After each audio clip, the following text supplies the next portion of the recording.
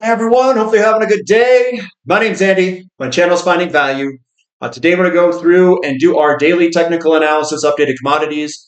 We're working our way through the dollar yields, precious metals, and commodities ETFs that I follow. I'll interject my financial opinions as we go through it. If you need help with anything, check out finding-value.com. That's where I dive deeper into all these topics and subjects, looking for potential investment opportunities. Share those opportunities with everyone in the community. Talk a little bit about macro, about the sectors, mainly commodity driven, since I think the overall markets like the S&P 500 and the Nasdaq are going to roll over. Well, they're starting to roll over now, and then commodities will come into favor next. Precious metals generally lead this bull market, gold being the leader, and it's definitely running. I was going to say Forrest Gump, run Forrest Gump. It's running for a long time, for many years, and it's going to continue to run out into the future. So if it interests you and you want to see the companies that I like, I look for a couple of different things. I look for dividend payers. I also look for companies that have max returns. And I do look at the risk reward and kind of do a judgment call on them. Generally, that relates to cash flow and infrastructure in place to generate cash flow. If that sounds interesting, special is the coupon code. Special is the coupon code. Save 50% off the first month only on the monthly membership and a larger discount on the yearly membership if you'd like to join. All right, let's dive in, take a look. We've got the DXY and get a little bounce today. We are coming on back overall, bigger picture view, but we are trying to make a turn here, turn higher. We'll see what the follow through looks like. We were up 0.28% today. And we've got lower yields. So stronger dollar, lower yields, generally a little bit of fear getting mixed into the mix, just a little bit. The 2-year yield dropping 0.85. It still, to me, looks like it could base here. It's kind of a difficult call.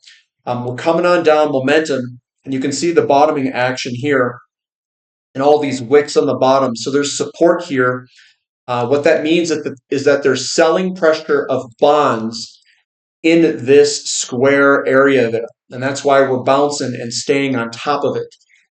Is there enough to make this a move higher? Difficult to say. I know that Besant and maybe the Federal Reserve, I don't know if they're working together, want to bring rates down, but we'll see.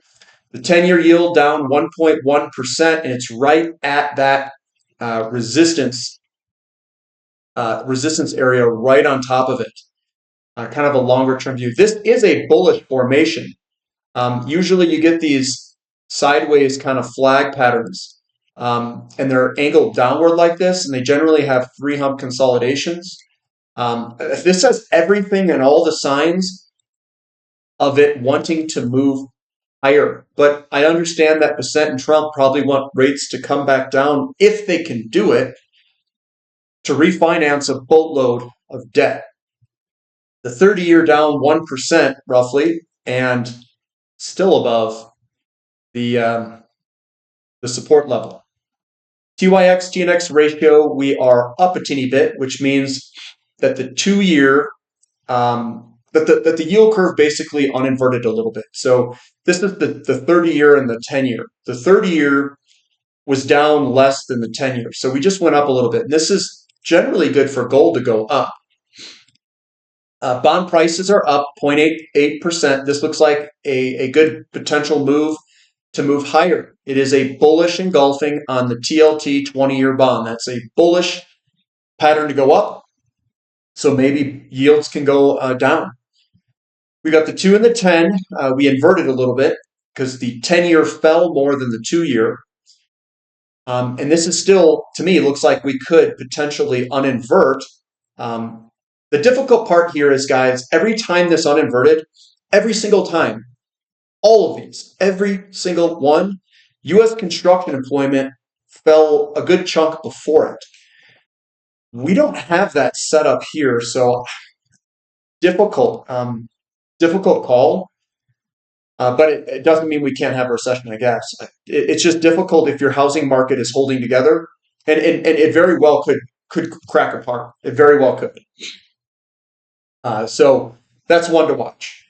The gold price up massively today, going into all-time highs and closing into all-time highs. Gold up 1.7%. It looks fantastic. And generally speaking, gold front runs a potential recession and money printing that will probably result from the recession and the lowering of interest rates. So gold is that safe haven asset, and that is where it garnered its name. Silver up about almost 2%. We're closing at 34.41 or so. Getting real close to a potential, we'll call it a 52-week high. We're getting close to it. This looks fantastic to run. Run, baby, run. Here we go.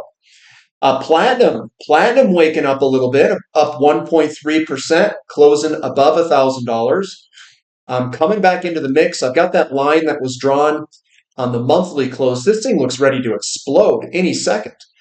Now, here's the thing. Platinum and oil are pretty closely linked. They're inflation sensitive.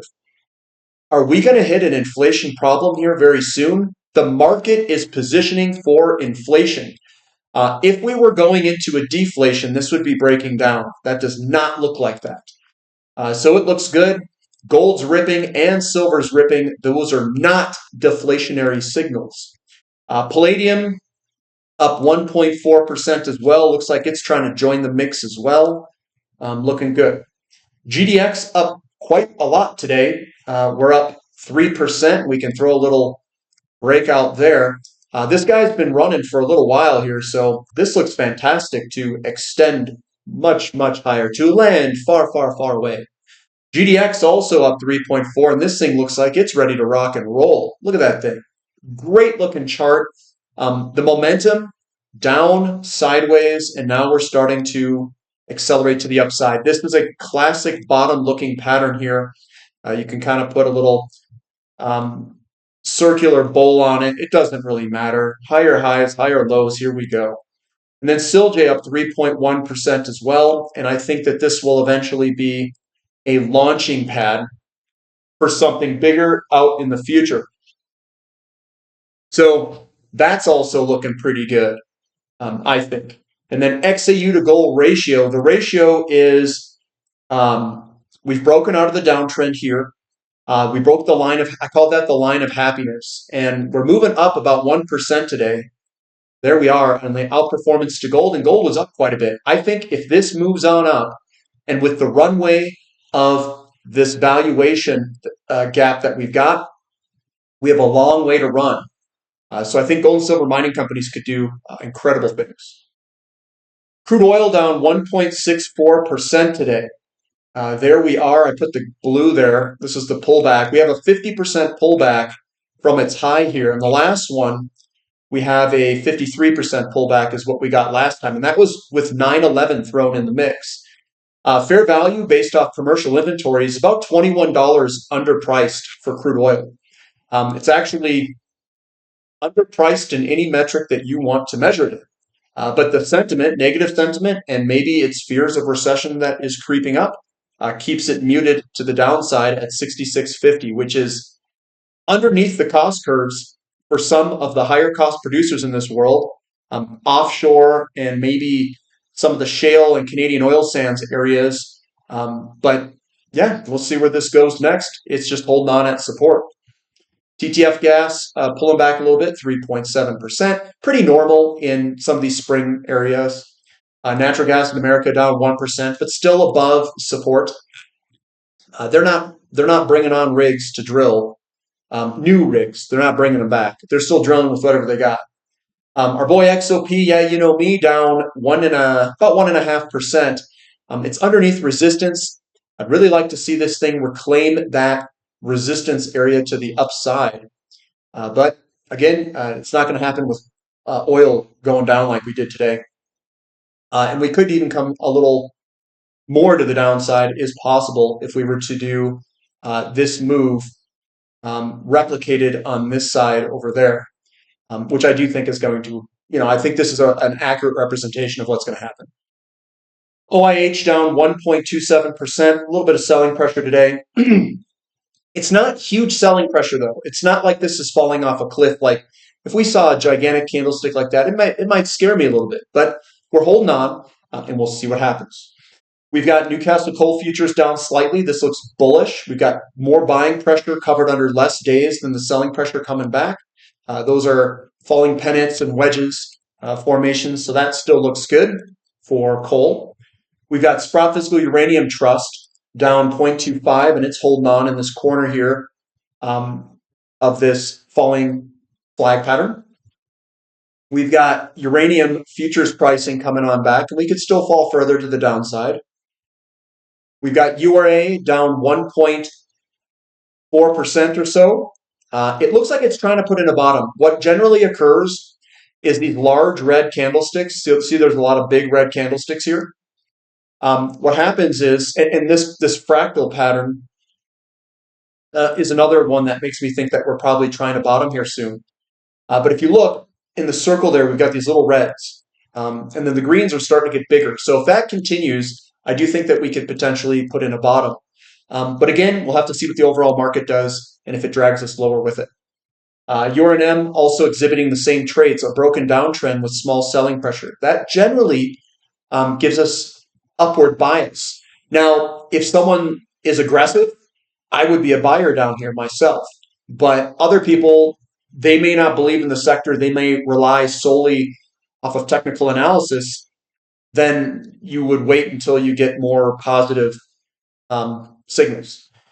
URNJ up a little bit. Again, I like this down here at 14 bucks. I would take it myself, and I would slowly accumulate shares down here. That's what I would do. Not advice. Copper. Now, copper also had an impact to my decision to accumulate shares across the board in some of these. It's going up. That is not deflationary. I know some people are worried about deflation. I'm worried about inflation. I think that this is going to get out of control in an inflationary punt higher. This looks fantastic for copper to keep going. COPX up 1.44. You'll probably start to see this accelerate to the upside if copper continues its path. Iron ore up a little bit, and this looks bullish in my opinion. Broken downtrend. This thing's ready to go at any second. Aluminum right at the resistance line. We are coming up with strength. This looks ready to absolutely outperform at some point in the near future. Nickel's been rolling higher. That looks good to continue on up. Almost like China's doing stimulus. Oh, wait, they are doing stimulus. Really? Moo down 0.8%.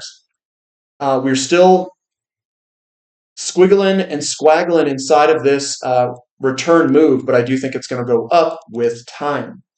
Emerging markets down slightly with the stronger dollar. It's going to reverse when that dollar falls. We've got KRE down 1%, looking like the regional banking ETF struggling a little bit. Downside momentum. TAN down a little bit. It's fallen out. It looks like that could go lower. We've got lithium down 0.6%, sitting on top of support.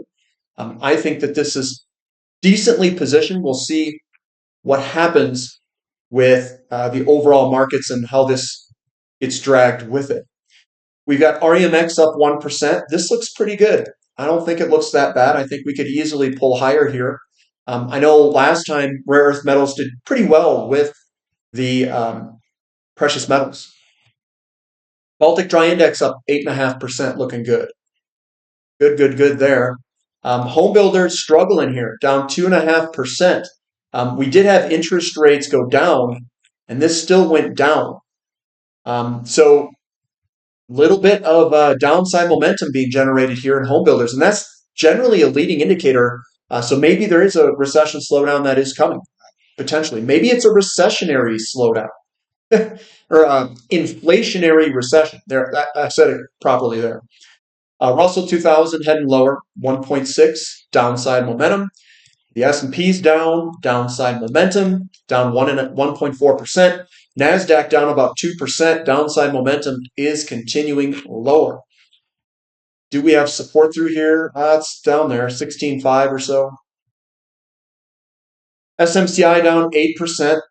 And again, I'm just looking at this, watching SMCI. To me, this looks like a bearish formation, and we have a larger correction ahead of us. NVIDIA down, flat, basically. Still looks like there's downside momentum.